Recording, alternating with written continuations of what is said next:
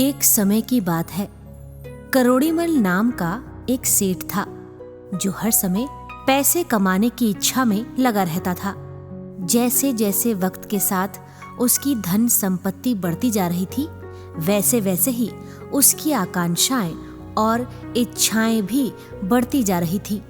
उसने कभी भी अपने कमाए हुए पैसों को अच्छे और परोपकार के कार्यों में खर्च नहीं किया। सेठ करोड़ीमल कभी भी भगवान या भक्ति में रुचि नहीं लेता था। पैसों के पीछे जिस तरह सेठ करोड़ीमल पागल हो रहा था, उसे देखकर शहर के लोग उसको धन पिशाच कहने लगे थे।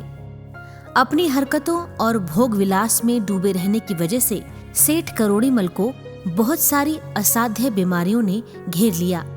जब सेठ करोड़ीमल असाध्य रोगों से घिर गया, तब उसने निराशा के साथ सोचा, कभी भी कोई अच्छा कर्म नहीं किया, ना ही प्रभु की भक्ति की, न किसी जरूरतमंद का भला किया, ना ही किसी का सुख दुख में साथ दिया।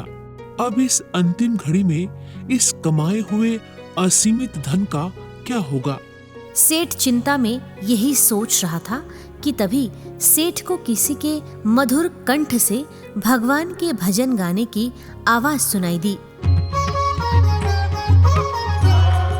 भजन में कहा गया था कि मरते मरते समय न बेटे पोते साथ देते हैं, न धन संपत्ति साथ देती है, केवल भक्ति एवं सत्कर्म ही कल्याण करते हैं। सेठ ने सेवक से कहा, बाहर बैठकर भजन गाने वालों को मकान के अंदर बुला लाओ। सेवक ने कहा, वे कोई संगीतकार नहीं है, मोची है। वे जूते बनाते समय मस्ती में भगवान के भजन गाता है।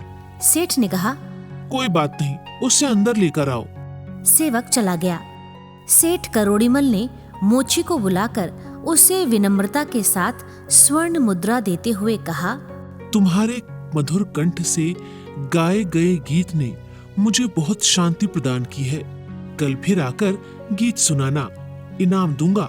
3 दिन बाद मोची सेठ के पास आया। मोची ने सेठ को दी हुई स्वर्ण मुद्रा लौटाते हुए कहा, इस स्वर्ण मुद्रा की रक्षा की चिंता में मैं भगवान के भजन और मस्ती से विमुख हो गया। संपत्ति एवं धन के रहते वे अनूठा आनंद मिलना असंभव है। मोची के शब्दों ने सेठ करोड़ीमल को स्तब्ध कर दिया। उसके बाद उसने अपनी तमाम संपत्ति गरीबों में वितरित कर दी तथा भगवान की भक्ति में लग गया, और ऐसा करने से उसका शरीर भी निरोगी हो गया।